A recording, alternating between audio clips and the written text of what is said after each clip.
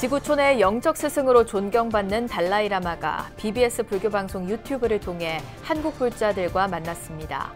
대중과 실시간 소통하며 위기에 처한 세상을 극복할 열쇠는 바로 보리심에 있다고 강조했습니다. 봉오동 전투를 승리로 이끈 독립군 영웅 홍범도 장군이 서거 78년 만에 고국으로 귀환해 국립대전현충원에 잠들었습니다. 20대 초반 금강산 신계사에서 출가한 수행자로서의 경험이 훗날 독립군이 되는 데 영향을 미친 걸로 알려졌습니다.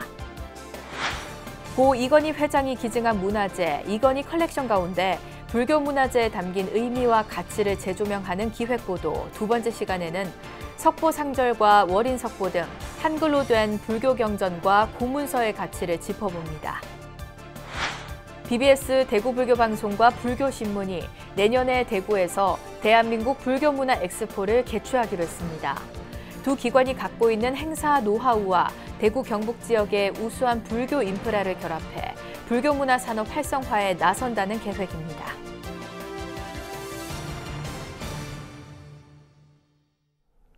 여러분 안녕하십니까? 8월 19일 목요일 BBS 뉴스입니다. 지구촌의 영적 스승으로 존경받는 달라이라마가 BBS 불교방송 유튜브를 통해 한국 불자들과 만났습니다. 대중과 실시간 소통하며 위기에 처한 세상을 극복할 열쇠는 바로 보리심에 있다고 강조했습니다. 첫 소식 정영석 기자가 전합니다. 세계적인 종교 지도자 달라이라마가 BBS 유튜브를 통해 한국 불자들과 마주했습니다. 티베트 독립운동의 상징이기도 한 달라이라마. 온라인 대중설법을 통해 강조한 보리심의 의미는 더욱 특별하게 다가옵니다. 보리심이 마음에 일어나면 그리고 보리심의 마음이 마음에 가까워지면 나에게 해를 입히는 이들조차도 나의 스승처럼 생각하게 되고 나의 스승처럼 여기게 됩니다. 나를 화나게 하는 존재, 나를 괴롭히고 힘들게 하는 존재가 오히려 나의 스승과 같이 보일 것입니다. 그리고 그러한 마음이 일어나게끔 하는 것이 바로 이 보리심의 마음입니다. 달라이라마는 특히 코로나19, 기후위기 등 인류가 처한 위기의 상황을 구할 열쇠도 보리심에 있다고 강조했습니다. 기도하고 예불 올리고 선정에 드는 것만이 아닌 대상을 바르게 아는 지혜를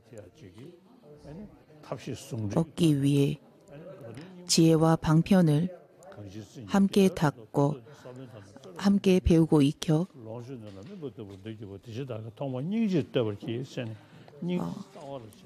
수행을 해야 합니다.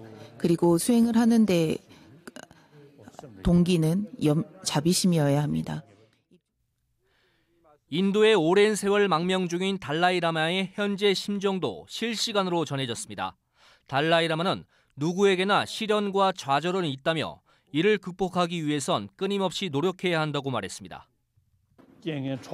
저도 나라를 잃고 이렇게 망명을 나왔지만 저의 상황에 좌절하지 않고 극복하기 위해 끊임없이 노력했습니다. 어려움을, 시련을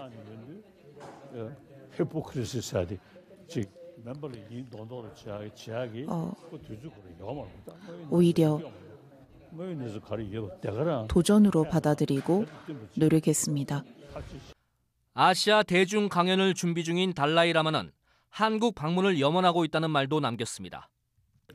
저 역시나 한국에 방문하는 것을 희망하고는 있습니다.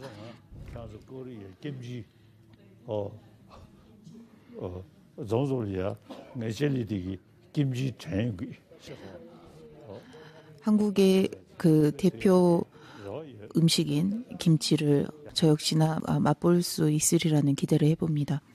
달라이라마의 온라인 법문은 티베트 망명 정부가 자리한 인도 현지에서 진행됐으며 한국 내 티베트 사찰 사막사원의 요청으로 이뤄졌습니다. 전 세계에 평화의 메시지를 전하고 있는 달라이라마. 보리심의 마음을 일으키는 것부터가 평화의 시작이라고 말하고 있습니다. BBS 뉴스 정효석입니다. 봉오동 전투를 승리로 이끈 독립군 영웅 홍범도 장군이 서거 78년 만에 고국으로 귀환해 대전 현충원에 잠들었습니다. 홍범도 장군은 20대 초반 금강산 신계사에서 출가해 승려 생활을 했고 이때의 경험은 훗날 독립군이 되는데 영향을 미친 걸로 알려졌습니다. 김연교 기자가 전해드립니다. 101년 전 봉오동 전투에서 독립군 첫 승전고를 울린 홍범도 장군이 다시 고국의 품에 돌아왔습니다. 내가 죽고 우리나라가 해방되면 꼭 고국에 데려가라는 장군의 유언은 카자흐스탄 말리타행에서 쓸쓸한 죽음을 맞은 지 78년 만에야 이뤄졌습니다. 홍범도 장군의 유해는 최고의 예우를 갖춰 대전 현충원 독립유공자 제3묘역에 안장됐습니다. 독립전쟁의 영웅, 대한독립군 총사령관 홍범도 장군이 오늘 마침내 고국 산천에 몸을 누이십니다. 장군을 이곳에 모시며 선열들이 꿈꾸던 대한민국을 향해 끊임없이 전진할 것을 다시 한번 다짐합니다. 1868년 평양에서 머슴의 아들로 태어나 조실부모한 홍범도 장군은 군대 나팔수와 제지공장 직원을 거쳐 20대 초반의 나이에 금강산 신계사에서 출가했습니다. 약 2년간 신계사 지담 스님의 상좌승으로 생활했던 이 시기, 홍범도 장군은 글을 배우고 역사를 깨우친 것으로 알려져 있습니다. 훗날 독립군 영웅이 되는 발판이 만들어진 겁니다. 신진문명을 일찌감치 깨우쳤던 그런 스님들이라든지 그런 신도님들이 많이 왕래를 했을 것으로 보이거든요. 지담 스님의 상자 스님으로서 출가한 이 홍범도 장군은 당연히 그 영향을 크게 받았을 걸로 보이고, 독립운동가 가운데 이처럼 불교에 귀의한 사람은 홍범도 장군만이 아닙니다. 백범 김구 선생 역시 마곡사에서 출가해 원종이란 법명을 얻었고, 만해 한용운 선생과 백초월 스님, 운허 스님도 독립운동가로서 이름을 떨쳤습니다. 홍범도 장군님을 비롯하여 익히 알고 있는 또 백범 김구 선생님, 또 단재 신채호 선생, 오남 김성숙, 개화사상에 일찌감치 눈을 뜬 그런 젊은이들, 그런 분들이 절에서 모임을 자주 했었어요. 홍범도 장군이 출가했던 금강산 신계사는 지난 2007년 남북 불교계가 뜻을 모아 복원한 이후 남북교류의 상징으로 여겨지고 있습니다. 장군의 유해 봉안을 계기로 홍범도 장군과 신계사 등에 대한 연구가 더욱 활발해져 남북교류 재개의 매개 역할로 이어질 수 있길 기대해봅니다. BBS 뉴스 김한규입니다. 사명대사의 호국 성지 밀양 표충사가 경내 박물관 앞마당에서 호국박물관 상설전 재개관 법회를 봉행했습니다. 1992년 개관한 표충사 호국박물관은 국보 제75호 청동은입사 향환과 국가민속문화재 제29호 사명대사 금난가사 등 천여 점의 성보문화재를 보유 전시해왔지만 시설 노후화에 따른 문화재 훼손 우려가 제기됨에 따라 지난 3월 전시 환경 개선 사업에 들어갔습니다. 표충사는 박물관 내부 방수 방습시설 구축과 상설 전시장 재구성을 마치고 경남 유형문화재 제467호 아미타 구품도와 보물재 1944호, 표충사 3층 석탑 출토 유물을 비롯해 사명대사 생애와 활약상을 정리한 상설전을 새롭게 공개했습니다. 표충사 호국박물관은 매주 월요일과 설날 추석 당일을 제외하고 매일 오전 9시 반부터 오후 5시까지 관람 가능합니다. BBS 뉴스가 고 이건희 회장이 기증한 문화재, 이건희 컬렉션 가운데 불교 문화재에 담긴 의미와 가치를 재조명하는 기획보도 두 번째 시간입니다. 국립중앙박물관에서 전시 중인 이건희 컬렉션 중에는 석보상절과 월인석보 등 한글로 된 불교 경전도 다수 포함되어 있는데요. 고 이건희 회장은 생전에 한글은 기막히게 과학적인 소프트웨어라고 말하며 우리나라 고문서의 가치를 높게 평가했습니다. 보도에 홍진호 기자입니다. 국립중앙박물관에서 전시 중인 고 이건희 회장 명품전에서는 한글 불교 경전인 보물재 523-3호 석보상절 권 11이 있습니다. 부처님 생애 등이 담긴 석보상절은 무엇보다 후민정음 창제 직후 한글로 편찬된 최초의 책으로 그 의미가 더욱 남다릅니다. 지난 2018년 동국대 불교학술원은 한글의 원형이 담긴 석보상절을 학과 간 융합 연구를 통해 주회본을 완성했습니다. 국어학계에서는 이 10권을 통해 한글의 역사를 복원하기 위해 노력해 왔습니다. 그러나 이러한 노력에는 그 내용인 불교에 대한 전문적 지식이 미흡했다는 한계도. 아무리 저희가 그 불교에 교회가 있다 해도 이렇게 전문가보다는 못하죠. 그러다 보니까 이게 15세기 한국 불교사의 그 연구의 소산이기도 하고. 이 밖에 이건희 컬렉션에서는 부처님의 생애를 담은 보물제 935, 월인석보 권 11, 12와 월인석보 권 17, 18 등 고문원이 상당 부분을 차지합니다. 생전 이건희 회장은 금속 활자는 세계 최초의 하드웨어이며 한글은 기막히게 과학적인 소프트웨어라며 고문서 수집의 배경을 언급했습니다. 고인이 시대를 앞서간 안목과 추진력으로 반도체 신화를 써내려간 배경에는 역사, 민족에 대한 이러한 인식도 작용했을 것으로 보입니다. 삼성에 대한 국민의 기대와 희망을 생각하고 또 지금 이 순간이 우리들 자신과 국가 그리고 인류 사회의 발전을 다짐하는 자리임을 생각할 때 헤아릴 수 없는 책임과 사명감을 동감하지 않을 수 없습니다. 삼성을 세계적 IT 기업으로 이끈 이건희 회장이기에 시대별 유물과 한글 불교 경전에 더욱 눈길이 갑니다. 서울 국립중앙박물관에서 BBS 뉴스 홍진호입니다.